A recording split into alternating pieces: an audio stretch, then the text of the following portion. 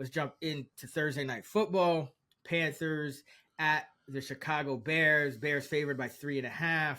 The total around 39. Looks like Justin Fields will be back tentatively.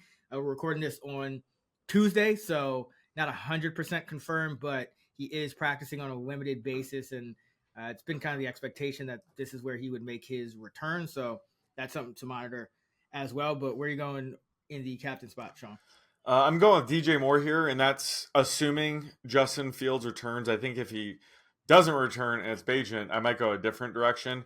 But, we've seen DJ Moore's production drop off quite a bit with Bagent under center. So I think he's going to benefit a ton, with Justin Fields' return. They had really good chemistry downfield. Like Moore's been really good with Fields in the lineup.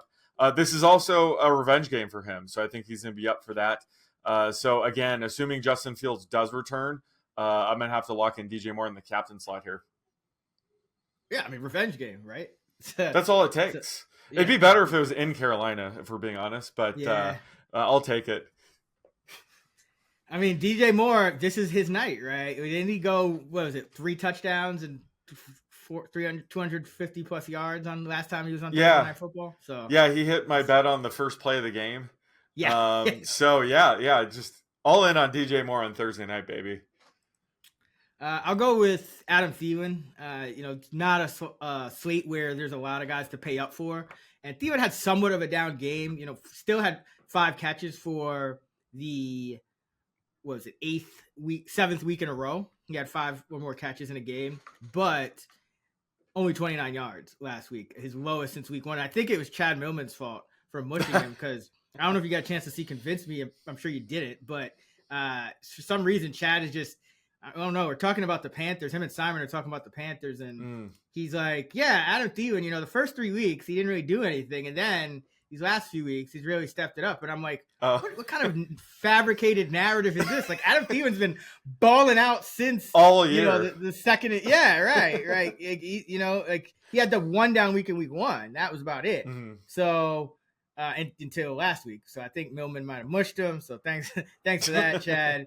I'm sure Adam Thielen owners everywhere are just thrilled with that. But I do, again, always like to bet on guys bouncing back from slow games. Adam Thielen's long was 7 last week. His longest catch was 7. That's hard to do on 5 catches. Like, I'd love to see you run your 10,000 sims on that and get a 5 catch game with a long of 7. I mean, that's running Paris back. Campbell territory. When we're talking about longest reception markets, that's definitely like a Paris Campbell line right there.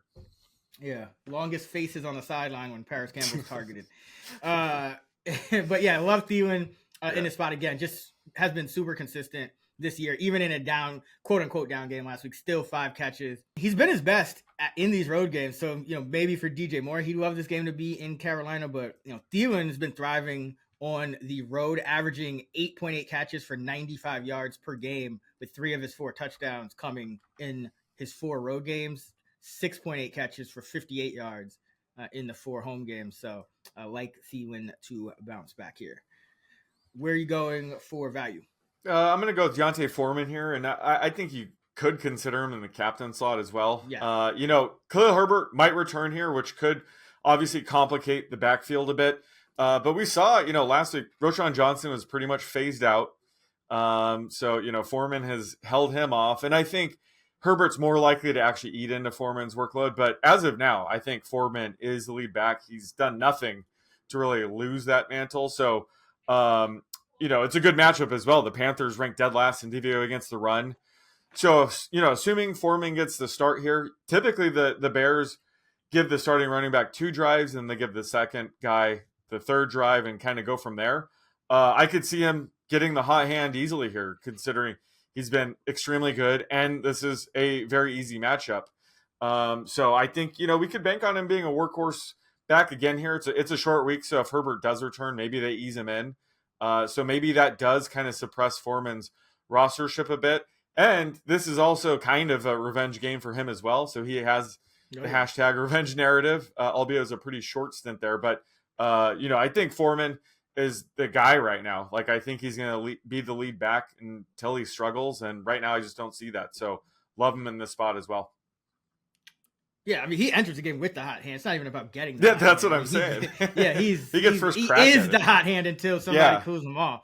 Roshan just hasn't been good. I mean, I talked about Yeah. this a couple of weeks ago because we saw it again. Darrington Evans continues to get snaps that if you're just kind of projecting it out and like before the season, you would have said, okay, if Herbert's out, Foreman early down back, sure. If it's a game where the early down back gets 20 carries, fine. But those backup snaps, those passing down snaps, those hurry up snaps, those are supposed to be the ones going to Johnson, and they just haven't really been going to him consistently. Evans has been eating in to his workload. So I think Foreman is the guy you want here.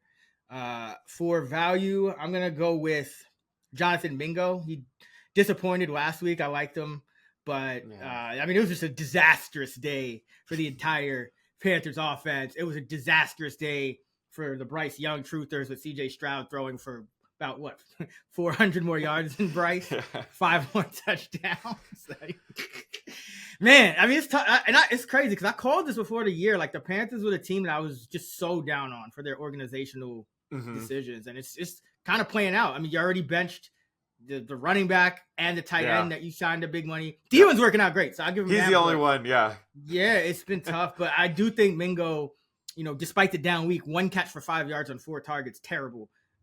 He ran a season high 47 routes, and he continues to be on the field every single pass snap. So I don't expect as high volume in terms of the pass game for the Carolina Panthers in this matchup.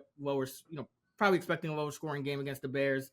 Maybe they don't get down by quite as much as they did to the Colts, and maybe you don't get as many pick sixes, but I do think Mingo, just because of his underlying usage, being on the field every snap, he's only 2,800 on DraftKings. It's rare you get a wide receiver playing, every single snap for under 5K, much less under 3K. Yeah. So I still think Mingo is a good guy to buy low on. And, game before this, he did have 62 receiving yards on 4 catches. So he's shown that he's capable of putting up some numbers. Still is looking for his first touchdown, and this is around that time when you start to see these rookies break out, especially the ones getting playing time like this. So I'm not going to be scared off by Mingo. Like him as a value player.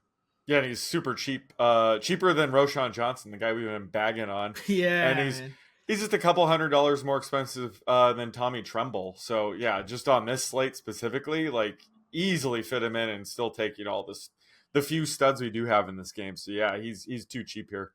Yeah, touchdown show legend, Tommy Tremble. Yeah. All right, who do you like as a dart throw? Well, I'm going to go with another Panthers receiver. He's even cheaper. He's $400, and that's Terrence Marshall. There's a reason he's $400. He's been awful. I'm not going to shy away from that. But his snaps took a hit a few weeks ago, kind of leading into the trade deadline. They were trying to trade him away. There were no takers, obviously, but now that he's with the Panthers, at least for this year, we saw his routes run rate bounce back up to like 50%. He's really splitting time with DJ Chark. I guess that's more of an indictment on DJ Chark, and Chark's actually missing practice. I think he's missed the first couple of practices now with an elbow injury, so he might even miss. So Marshall could see an uptick in snaps either way.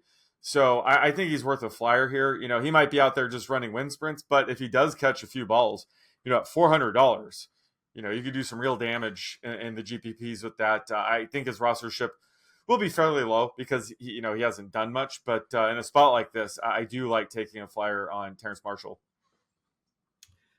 Yeah, I mean, Chark, I think he ran a route under 60% of the time.